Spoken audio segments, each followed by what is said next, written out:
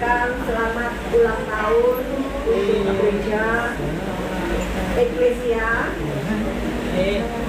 Iya, tidak ada. Yang ke-15 tahun.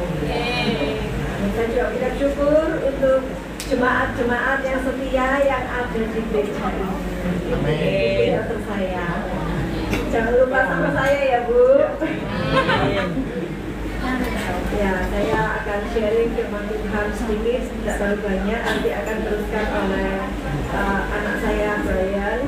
Karena saya mau pesan satu hal dari pengalaman saya, bagaimana membangun sebuah gereja untuk berkembang lebih cepat. Gereja dibangun bukan dengan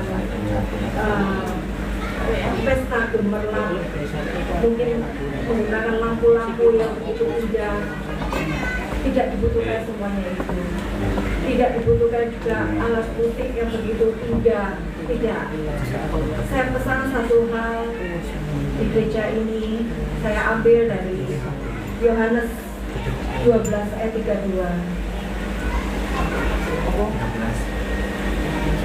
Saya berharap dari ayat tersebut kami boleh melakukannya, Bapak dan Ibu, bahkan untuk anak-anak Bapak dan Ibu di luar kota juga melakukannya untuk gereja di akhir zaman ini.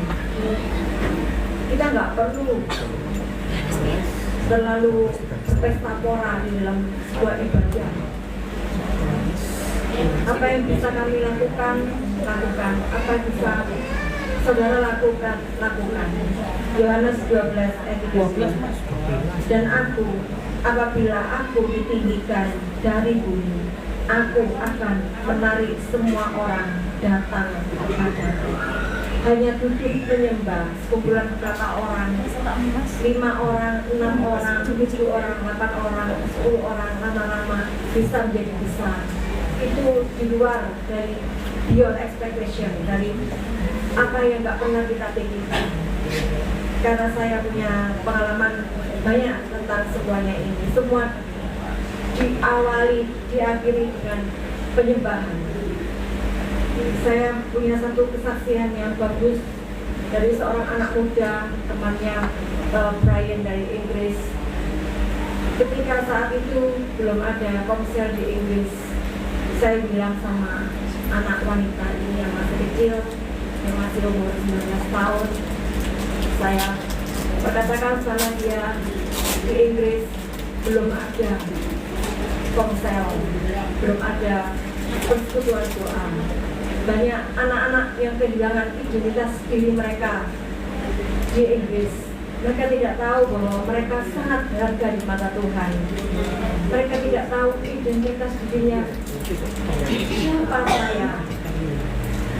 Karena di luar negeri itu, di Europe, di USA, itu identitas itu sudah dihilangkan. Jadi mulai primary, mulai SD, itu gender itu ditiadakan, mulai ditiadakan dan mulai diajarkan sejak primary, sehingga ketika mereka dewasa, mereka mengalami banyak hal-hal buruk dalam kehidupan mereka, sehingga satu sama lain terjadi banyak lesbian. Karena teman saya adalah korban dari ini ya, peristiwa LGBT ini. Jadi saya punya teman juga di Jerman, itu anaknya sebagai lesbian. Apakah itu salah orang tuanya? Tidak juga. Itu kurangnya pengetahuan akan firman Tuhan. Itu yang lesbi, belum yang LGBT. Nah, puji Tuhan itu menjarah ke Jerman, ke Belanda mungkin, atau ke Italia, mungkin ada di Inggris. Saya ajak anak kecil ini yang seusia Brian, saya perintahkan ke dia, kamu buat komsel di sana dari 5 orang, mungkin kamu bisa zoom sedikit dengan beberapa orang, kemudian dari 5 orang ini kamu kumpulkan lagi kalau bisa offsite. Saya dari jauh saya membriefing dia tanpa pengetahuan Brian. Saya briefing dia dari jauh, dari Indonesia ke Inggris, dan dia lakukan itu. Dan terpujilah nama Tuhan. Saya juga sampaikan ayat ini. Cuma satu ayat yang saya berikan ke wanita ini dalam Yohanes 12 ayat 32. Saya perintahkan kamu nyembah Tuhan aja. 5 orang ini nyembah Tuhan aja, sembah Tuhan aja. Tidak usah pakai praise. Saya bilang seperti itu. 30 menit, 1 jam worship, setelah itu sharing 30 menit. Dan puji Tuhan, anak ini melakukannya. Anak ini taat apa yang Tuhan suruh lewat kehidupan saya, dan dia melakukannya. Dan sekarang komsel tersebut bisa menjadi onset seperti ini, maksudnya offline, dan jemaatnya bisa lebih dari 5, bahkan 10 lebih. Dan saya percaya dimulai dari TG UK 01, saya percaya akan tembus UK 100 dan lain sebagainya, bahkan berbentuk gereja di UK dari seorang anak kecil yang mau mengikuti teladan dari kita sebagai penasehat dari buat anak-anak kita, seperti itu. Yang kedua yang mau saya sampaikan dari 1 Samuel 3 ayat 7 dan 8.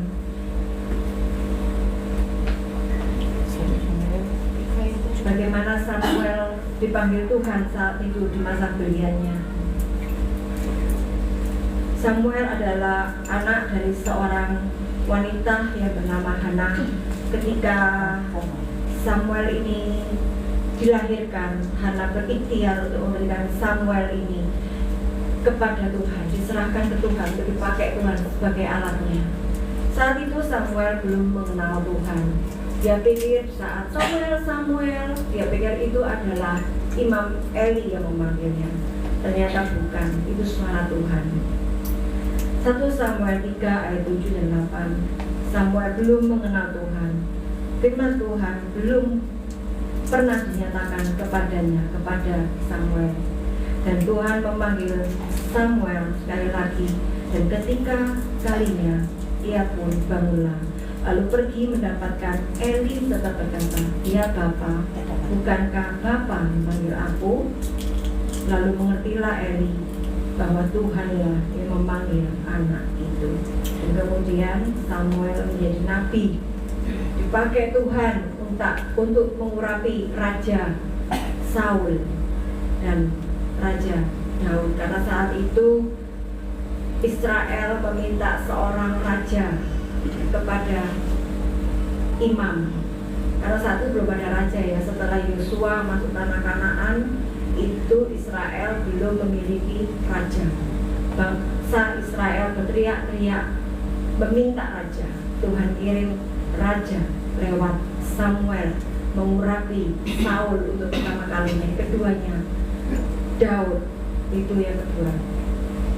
Nah, saya juga sharing firman Tuhan tentang bagaimana Tuhan berkenan atas kehidupan anak saya yang dipakai Tuhan secara luar biasa. Secara manusia itu mustahil, karena yang saya lihat sejak kecil ketika dia sekolah di international school, semua teman-temannya itu adalah ateis.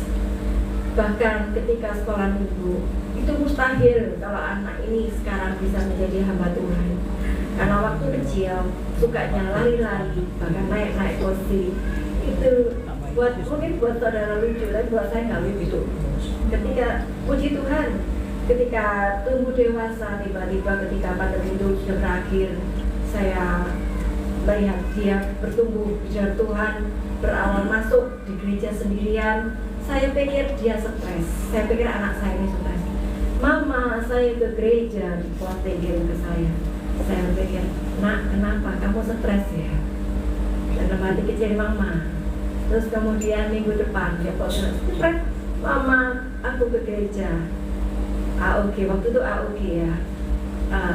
Apa itu ibadah anak untuk pemuda-pemuda. Terus selanjutnya dengan cara-cara Tuhan yang ajaib, catur Tuhan itu sungguh luar biasa, indah. Orang tidak pernah tahu, saudara, ketika anak yang dilahirkan, Tuhan itu sudah memilih dari kandungan. seperti Paulus bilang, kita buka di kitab Galatia ya, saya cari di Galatia. Bagaimana Paulus itu dipakai Tuhan. Paulus bersaksi. Saya harus searching dulu ini. Saudara pasti mengenal siapa Paulus itu. Paulus adalah seorang yang dulu membunuh, bahkan merajam orang-orang yang Tuhan pilih. 12 murid itu disiksa sama Paulus. Dan suatu hari Paulus ketika dibutakan matanya, kemudian dia bisa melihat lagi. Dia belajar firman Tuhan. Saat dia belajar firman Tuhan, dia belum paham tentang firman Tuhan. Dia lari ke tanah Arab, yaitu namanya Petra. Suatu hari kalau Bapak Ibu diizinkan ke sana, mungkin bisa melihat kebesaran Tuhan. Disitulah Paulus itu tapa selama 3 tahun. Dan setelah 3 tahun dia bertapa di situ, dia kembali ke Yerusalem memberitakan tentang Injil yang benar. Karena Injil itu ada Injil yang palsu, ada Injil yang benar. Ada Injil yang benar. Ini tentang Paulus ini ada pengajaran sendiri soalnya.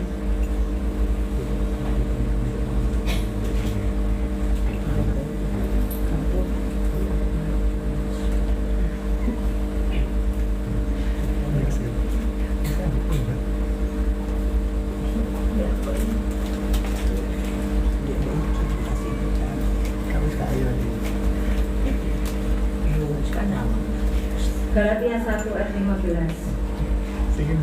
Tetapi waktu Ia yang telah memilih aku sejak kandungan ibuku dan memanggil aku oleh kasih karunia-Nya, berkenan menyatakan anaknya di dalam aku, supaya aku memberitakan Dia di antara bangsa-bangsa, bukan Yahudi, maka sesaat pun aku tidak meminta pertimbangan kepada manusia.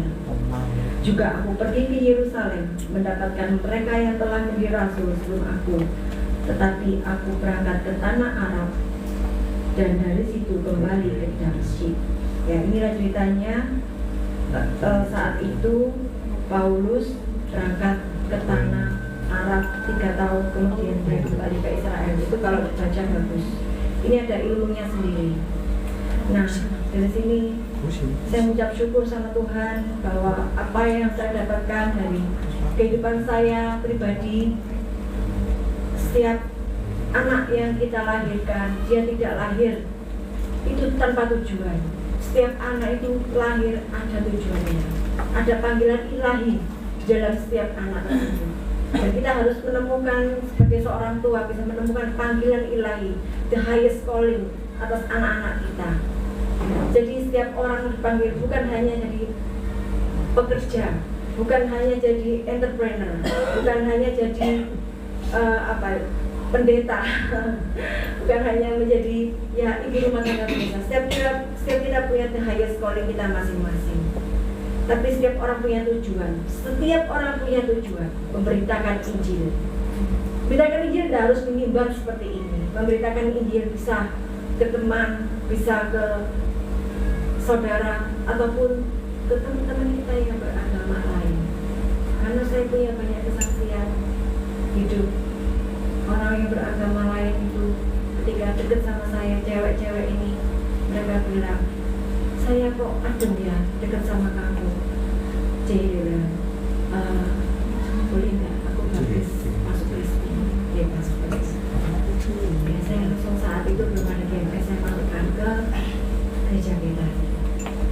Seperti itulah menjangkau jiwa-jiwa lewat perbuatan kita, lewat sikap kita sehari-hari.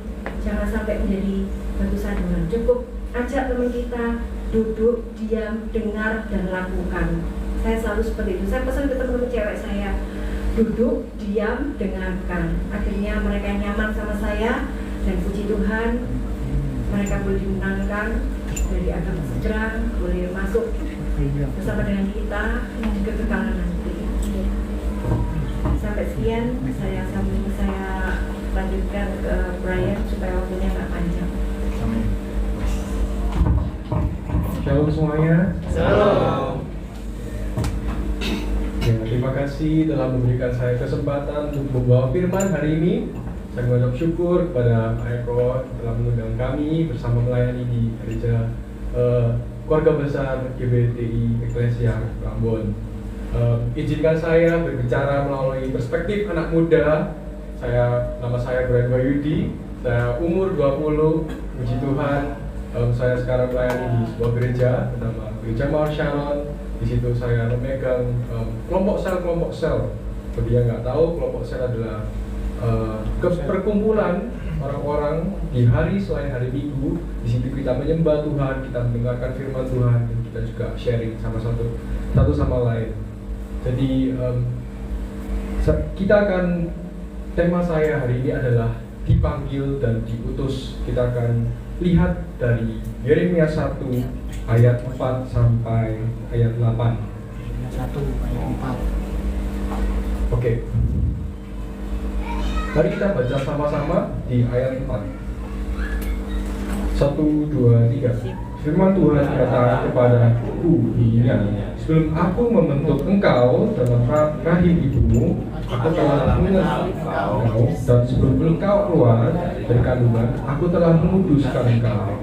Aku telah menetapkan engkau jadi nabi bagi bangsa-bangsa. Maka aku menjawab, Tuhan Allah, sesungguhnya aku tidak pandai berbicara, sebab aku ini masih muda. Tetapi Tuhan berfirman kepadaku, janganlah katakan, aku ini masih muda, tetapi kepada siapapun engkau kuutus, haruslah engkau pergi, dan apapun kuperintahkan kepadamu, haruslah engkau sampaikan. Janganlah takut kepada mereka, sebab aku menyertai engkau untuk melepaskan engkau, demikian firman Tuhan. Bapak, Ibu, Saudara, Yeremia adalah seorang nabi. Tentu Yeremia juga adalah seorang anak dari pendeta. Yeremia adalah anak dari seorang imam. Jadi dari muda, dari kecil, Yeremia sudah dekat, sudah mengetahui firman tentang Tuhan. Yeremia, saya bisa bayangkan, dia membaca firman, dia dibimbing oleh imam-imam, teman-temannya, papanya. Dan kita bisa lihat dari hidupnya, dari ayat 4. Di ayat 4 dikatakan, firman Tuhan datang kepadaku, bunyinya. Tuhan berbicara kepada Yeremia. Jika kita ingin mendengarkan suara Tuhan, kita harus dekat kepada Tuhan. Dari situ Tuhan akan berbicara melalui hidup kita. Dan lalu di ayat 5 dikatakan, sebelum aku membentuk engkau dalam rahim ibumu, aku telah mengenal engkau. Dan sebelum engkau keluar dari kandungan, aku telah menguduskan engkau. Tuhan adalah pencipta kami. Tuhan yang mengenal, Tuhan yang membuat seluruh alam semesta ini. Bahkan Tuhan yang membuat segala tumbuhan, segala semuanya termasuk kita. Dan anak-anak kita pun Tuhan yang membuat. Tuhan telah mengenal kita sebelum kita dibuat di dalam kandungan, di rahim. Berarti ada tujuan dari Tuhan. Dan jika kita dilahirkan di dalam dunia ini, Tuhan memberikan kita tujuan. Tujuan apa yang Tuhan berikan? Tuhan memberikan kita tujuan pertama adalah untuk memuliakan Tuhan. Dan dikatakan, sebelum aku membentuk engkau dalam rahimmu, aku telah mengenal engkau. Tuhan telah mengenal kita. Jadi Tuhan punya rencana yang besar bagi hidup kita. Tuhan punya masa depan kalian semua, setiap dari kita, anak-anak maupun yang sudah dewasa. Tuhan mengetahui akhir dari hidup kita. Kita tidak perlu khawatir dengan masa depan kita, karena Tuhan telah memegang masa depan kita. Apapun, mungkin kita sedang berada di posisi di bawah, kita sedang berada di posisi, tidak mungkin saya bisa melewati masa hidup ini, tidak mungkin saya bisa melewati percobaan ini. Tapi percayalah, Tuhan telah membentuk kalian, kita semua, sebelum Tuhan telah mengetahui kita semua sebelum kita ada di rahim ibu kami. Dan dari situ percayalah, Tuhan sudah memegang, sudah membentuk masa depan yang indah bagi kalian, bagi kita semua.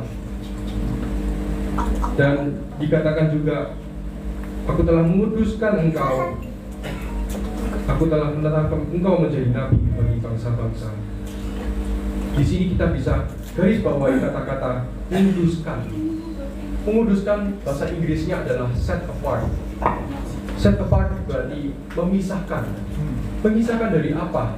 Kita telah dipisahkan dari dunia ini. Kita harus hidup dipisahkan. Di sana anak muda, banyak sekali anak muda terpengaruhi oleh hal-hal seperti vaping, seperti merokok, dan juga pergi ke klub-klub. Di situ saya melihat banyak sekali pengalaman, banyak sekali anak-anak muda di sana. Mereka hancur karena terpengaruh sama dunia ini. Bapak, Ibu, Saudara, kita harus jaga anak-anak kita agar mereka tidak terpengaruh dengan dunia ini. Bagaimana kita bisa menjaga mereka? Kita jaga mereka dalam firman Tuhan. Dalam gereja ini kita jaga anak-anak muda. Saya melihat tadi banyak anak muda di luar sana, banyak anak-anak kecil. Kita harus jaga mereka. Kenapa? Karena mereka adalah penerus generasi ini. Mereka adalah penerus dari gereja ini. Libatkan mereka dalam pelayanan. Libatkan mereka dalam segala ibadah. Karena anak-anak mereka pun bisa dipakai oleh Tuhan. Anak-anak adalah hal yang berharga. Mungkin kita anggap remeh. Anak-anak bisa apa sih? Anak-anak mungkin cuma bisa main-main. Mungkin mereka cuma bisa lari-lari. Tapi percayalah, anak-anak mereka bisa dipakai oleh Tuhan secara luar biasa. Dan di sini juga saya mau bahas lagi tentang dikuduskan. Dikuduskan juga berarti kita harus hidup dengan suci. Kita tidak boleh terpengaruhi oleh dunia ini, apalagi dengan tantangan-tantangan dalam dunia pekerjaan atau di rumah tangga. Mungkin hal tersebut bisa membuat kita berkompromi dengan dosa. Jika kita tidak hidup suci, jika kita tidak hidup kudus, kita tidak akan bisa berbicara dengan Tuhan. Kita tidak akan bisa seperti Yeremia berkomunikasi dengan Tuhan, mendengarkan suara Tuhan. Memang Tuhan bisa berbicara dengan siapapun, orang berdosa pun Tuhan bisa berbicara. Tapi jika kita hidup kudus, tapi jika kita hidup suci, Tuhan akan bisa berbicara ke kita dengan secara frequent, dengan secara lebih sering daripada kita tidak mengenal Tuhan. Dan di ayat 5 dikatakan, aku telah menetapkan engkau menjadi nabi bagi bangsa-bangsa. Kita tidak cuma diutus di dalam gereja, kita tidak cuma melayani orang-orang di dalam gereja, tapi Tuhan juga mengutus kita ke bangsa-bangsa. Mungkin gak semuanya dari sini, mungkin gak semua orang di sini akan pergi ke negeri untuk melayani. Tapi selain itu kita bisa menangkap bahwa Tuhan juga mengutus kita ke rumah tangga kita, ke pekerjaan kita, ke sekolah kita. Di situ kita diutus Tuhan untuk menjangkau jiwa-jiwa, untuk menangkap jiwa-jiwa, untuk jiwa-jiwa diselamatkan dalam namanya. Dan di ayat 6 dikatakan, aku menjawab, Tuhan Allah, sesungguhnya aku tidak pandai berbicara, sebab aku ini masih muda. Saya bicara dengan anak muda di luar sana, di sini terutama, apalagi anak-anak di sini. Tidak ada yang terlalu muda untuk melayani di gereja. Tidak ada yang terlalu muda untuk berbicara, untuk memberitakan Injil. Berbicara itu bukan berarti berkhotbah di mimbar, tapi berbicara adalah memberitakan Injil Tuhan. Dan di ayat 7 dikatakan, tetapi kepada siapapun engkau kuutus, haruslah engkau pergi. Tuhan mengutus kita, mungkin ke rumah tangga kita, mungkin ke keluarga kita, dan Tuhan berbicara dalam hati kita, ampuni orang itu. Tapi kadang kita merasa sangat susah untuk mengampuni orang itu, sangat susah untuk memberitakan Injil kepada orang itu. Tidak mungkin dia akan mendengarkan saya dan orang itu sudah musuhan, kita sudah tidak pernah berhubungan. Tapi jika Tuhan yang suruh kita tidak bisa tidak menurut kepada Tuhan, karena dikatakan jangan dikatakan, tetapi kepada siapapun engkau kuutus, haruslah engkau pergi. Dan saya ingin memberi kesaksian. Jadi pada waktu itu saya sedang pergi ke Bali. Ibu saya tidak tahu tentang hal ini, jadi ini pertama kali saya kesaksian di-sharingkan. Jadi waktu itu saya pergi ke Bali, bukan untuk liburan, tapi untuk melayani gereja di Bali. Jadi saya pergi bersama teman-teman saya melayani, dan pada hari Minggu kita akan pergi ke sebuah gereja di Nusa Dua. Lalu saya sedang menyetir. Saat saya menyetir, di situ terjadi sebuah kecelakaan, dan di situ saya menabrak sebuah taksi. Itu adalah perempatan, lalu taksinya potong jalannya. Lalu saya kaget, saya mengerem. Lalu taksinya turun, saya juga turun. Lalu bapaknya marah-marah, ngomel-ngomel. Lalu saya tenang aja, saya di mobil, saya duduk, saya kaget, pasti kaget. Terus Roh Kudus lembutkan hati saya.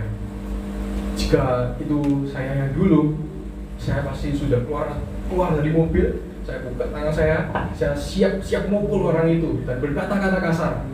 Itu jika saya yang dulu. Tapi tiba-tiba saat saya di mobil, saat saya ingin berhenti, Roh Kudus lembutkan hati saya. Dan lalu Roh Kudus beri sesuatu kepada saya. Untuk Roh Kudus bilang, selamatkan orang ini. Orang ini belum percaya Tuhan. Kita semua pasti tahu di Bali adalah sebuah pulau yang banyak yang tidak menganut agama Kristen, mereka tidak percaya Tuhan. Dan waktu itu saat saya turun dari mobil, saya turun dengan tenang sekali. Lalu bapak itu marah-marah, bapak itu menyalahkan. Dia tidak mau mendengarkan kata-kata saya. Dia menuntut banyak uang. Saya mau diganti rugi sekian juta. Lalu saya dengan tenang. Terus lalu ada teman-teman yang membantu, ada teman-teman gereja yang membantu dari Bali, mereka datang. Lalu saya bisa mobil, saya bawa mobil itu. Singkat cerita, saya bawa mobil itu, saya sama bapaknya ke kantor polisi, lalu ke bengkel. Dan selama di perjalanan, saya nggak kepikiran tentang uangnya. Saya tidak kepikiran tentang masalah, kerusakannya parah banget. Saya tidak memikirkan tentang itu.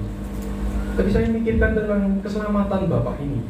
Karena Roh Kudus yang menaruh keselamatannya. Roh Kudus yang menaruh bapak ini di dalam hati saya. Lalu saya selama menyetir bersama teman saya dan juga gembala anak muda dari gereja Bali itu, saya mobil tidak berbicara, tapi saya fokus berdoa. Saya sambil menyetir, teman saya dan teman saya satunya mereka sibuk mencari solusi, tapi saya sedang menyetir. Saya berbahasa roh. Saya fokus menyembah Tuhan. Tuhan, bagaimana aku bisa menyelamatkan jiwa bapak ini. Lalu kami singkat cerita pergi ke kantor polisi, lalu kita ke bengkel, kita cek harga, kita cek kerusakannya bagaimana. Lalu setelah itu kita menemukan solusi. Kita bengkelkan mobil bapak ini. Padahal kita bukan sepenuhnya salah saya, padahal dia yang motong, tapi saya mengalah. Karena Roh Kudus berikan saya misi yang sejati, yaitu untuk menyelamatkan jiwa bapak ini. Singkat cerita sudah ke bengkel, lalu bengkelnya baru bisa untuk repair, untuk memperbaiki taksinya hari Senin, dan hari itu hari Minggu, jadi 1 hari. Jadi lalu kita dari bengkel, saya suruh teman saya untuk membawa mobil yang saya kendarai untuk pergi ke gereja duluan. Lalu saya izin ke bapak ini, Pak, tolong anterin saya ke gereja. Jadi teman saya naik mobil satunya, saya naik taksi ini sama bapaknya. Padahal tadi bapaknya itu habis marah-marahin saya, habis marah-marah, ngomong-ngomong gak jelas. Mereka bapaknya minta uang banyak sekali. Saya minta izin Pak, boleh nggak anterin saya ke gereja? Lalu saya berdua masuk ke taksi itu. Lalu saya memberitakan Injil kepada bapak itu. Saya tanya hal-hal simpel. Bapak dari mana, sudah berapa lama taksi. Lalu dari situ saya masukkan firman Tuhan. Pak, tahu nggak Tuhan Yesus mengasihi Bapak? Lalu orang itu langsung kaget, jadi mobil kaget, tapi dia tidak menolak. Setelah itu saya izin kepadanya, boleh nggak saya berdoa untuk Bapak? Saya doakan Bapak itu. Lalu setelah berdoa, Bapak itu dia berkata sesuatu hal yang sangat memori, sangat tidak bisa dilupakan bagi saya. Dia mengatakan, terima kasih Tuhan Yesus. Walaupun mungkin ini belum menjadi sukses bagi saya, walaupun dia belum sepenuhnya terima Tuhan, tapi setidaknya dia sudah tahu tentang Tuhan Yesus. Dan saya mau lanjut, kita akan lanjut di ayat 8. Dikatakan, janganlah takut kepada mereka, sebab aku menyertai engkau untuk melepaskan engkau. Demikian firman Tuhan. Anak muda atau semuanya, tidak cuma anak muda, kita semua tidak boleh takut untuk dipakai Tuhan. Pemakaian Tuhan adalah berkat. Pemakaian Tuhan adalah hal yang sangat indah. Saat kita melayani Tuhan, jangan fokus kepada materinya, jangan fokus kepada berkatnya, tapi fokus kepada siapa yang kita melayani. Anak muda jangan takut untuk melayani. Kita harus terus berapi-api untuk melayani Tuhan. Amin. Ya. Dan Bapak Ibu Saudara, tolong support anak-anak muda di sini. Fasilitasi mereka agar mereka bisa melayani. Sebagai anak muda, saya rindu untuk kita bisa sama-sama membangun gereja. Gereja bukanlah gedungnya, ini gereja adalah jemaatnya.